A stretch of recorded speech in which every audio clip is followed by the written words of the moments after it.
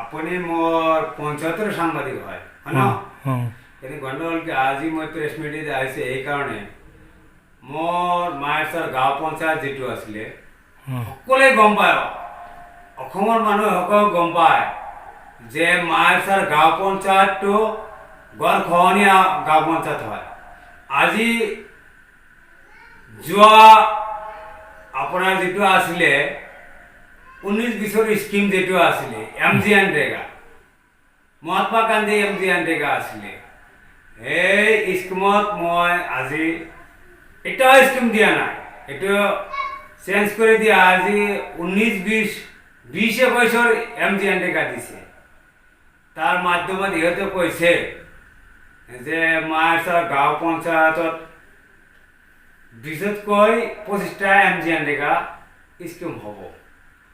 Only agri বান, কিন্তু সকলো ৰাইজে জানে আৰু গোটেই অসমৰ মানুহ গম পায়, প্ৰতিনিধি সকলে গম পায়, MLA MP সকলে গম পায় যে মায়েশ্বৰ গাঁও পঞ্চায়তখন বৰ খহনীয়া, মানে বানপানী খহনীয়া হৈ পৰি থাকে।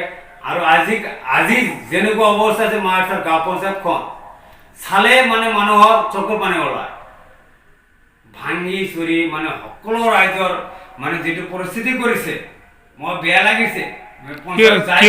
কিহৰ পৰা খহনীয়া? কিহৰ কাৰণে? ব্ৰহ্মপুত্ৰ তাৰ ওচৰতে ব্ৰহ্মপুত্ৰ খহনীয়া।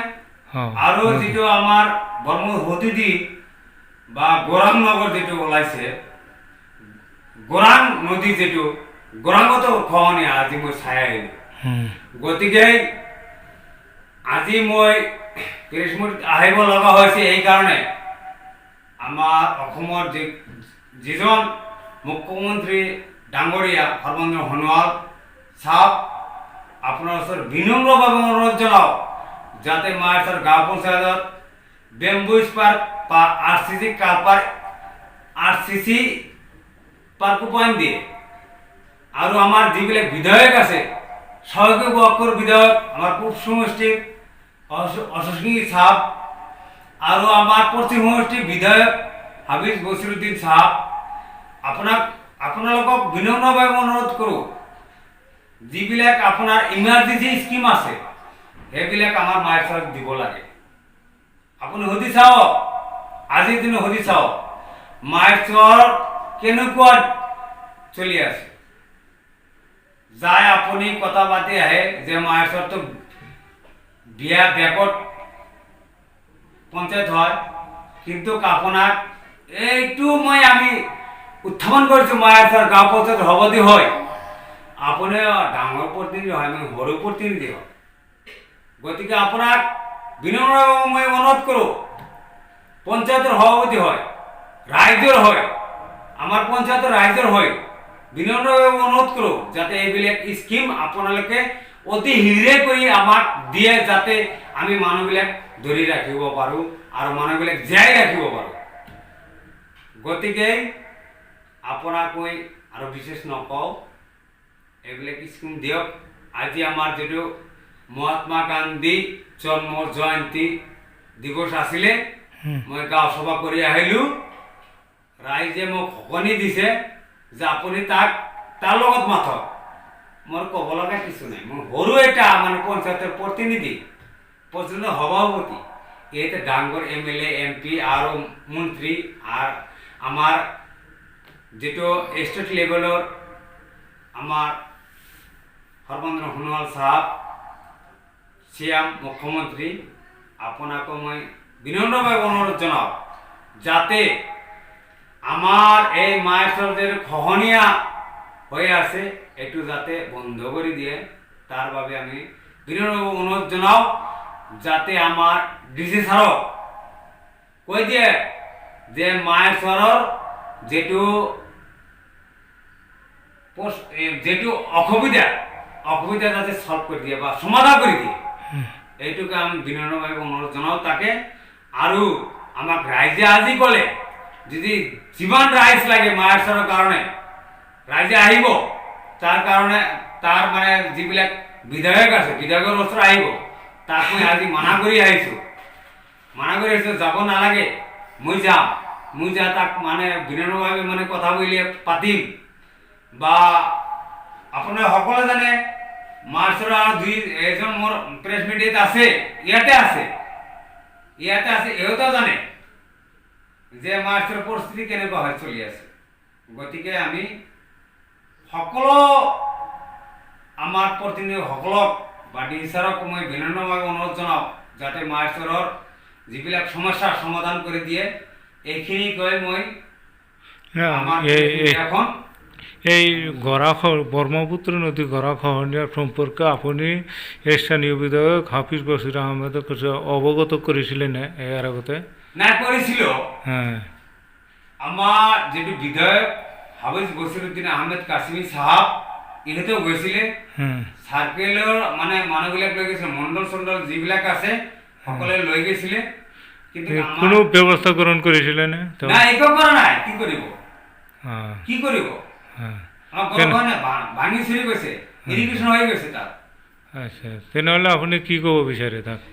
মই এইটো কৈছোঁ, মই সৰু এটা প্ৰতিনিধি হয়, মাৰ্চৰ পঞ্চায়ত প্ৰতিনিধি। মই কৰিব লগা একো নাই, মোৰতো কোনো ফাণ্ড নাই, ইমাৰ্জেঞ্চি ফাণ্ডো দিব নোৱাৰোঁ। যদি MLA চাব বা মন্ত্ৰী চাবে যদি আমাক ইমাৰ্জেঞ্চি ফাণ্ড দিয়ে বা DC ছাৰে যদি মোক ইমাৰ্জেঞ্চি ফাণ্ড দিয়ে, তেনেহ'লে মই ফাণ্ড দিব পাৰোঁ।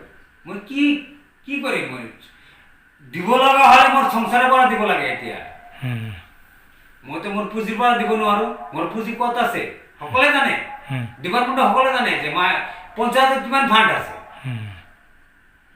যেতিয়া 14 ফাইনেন্স, সেইবিলাকতো 14 ফাইনেন্স মেটেৰিয়েলছ কাম দেখুৱাব লাগে। মই দেখুৱাই দিছোঁ, সকলোকে জানে।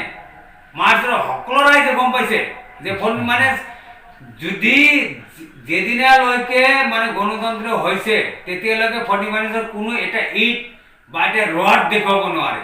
আজিৰ দিনত মই আইনাল হক মাৰ্চৰ গাঁও পঞ্চায়তৰ প্ৰেচিডেণ্ট সভাপতি হয়, মই দেখুৱাই দিছোঁ যে এনেকুৱা কাম হ'ব লাগে। ৰাইজে মানে খুব খুশি হৈছে। সিহঁতে মানে মোৰ গান কাছত ৰাইজেও কৈছে যে না, বিগত যিবিলাক দিন গৈছে গণতন্ত্ৰ অহালৈকে প্ৰেচিডেণ্ট কাউন্সিল সকলো গৈছে, কিন্তু এনেকুৱা কাম দেখা নাই। হয়নে ভাই?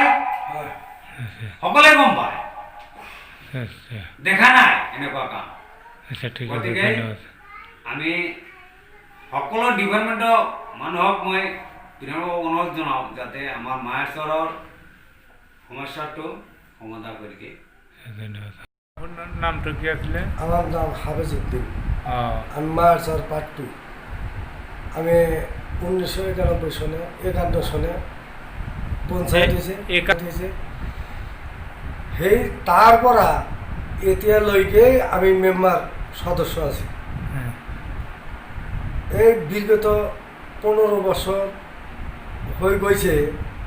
তাৰ পিছত যি কাম কাজ দেখা গৈছে তেখেতে আমৰা কোনো কাম কাজ দেখা নাই। এতিয়া আজি 2 বছৰ হোৱাই নাই। তেখেতৰ মাৰ্চাৰ সভাপতি যি কাম কৰিছে, বহুত কৰিছে, আমৰা সন্তুষ্ট হয়েছি। তেনেহ'লে আৰু সভাপতিৰ নাম মোহাম্মদ আইনাল হক। আৰু এই জিপিখন আমাৰ মাৰ্চাৰ জিপিখন একদম ব্ৰহ্মপুত্ৰ এৰিয়া। আমাৰ মাৰ্চাৰ জিপি খুব অভাব অভিযোগ, ব্ৰহ্মপুত্ৰ ভাঙি চুৰি চুৰমাৰ কৰে দিছে। আমাৰ এখানে অনুৰোধ সভাপতি আৰু বিধায়ক আৰু প্ৰধান মুখ্যমন্ত্ৰী সাহেবক মই অনুৰোধ কৰোঁ, ৰাইজৰ পৰা অনুৰোধ কৰোঁ যে আমাক মাৰ্চাৰ জিপি সহায় কৰে যেন।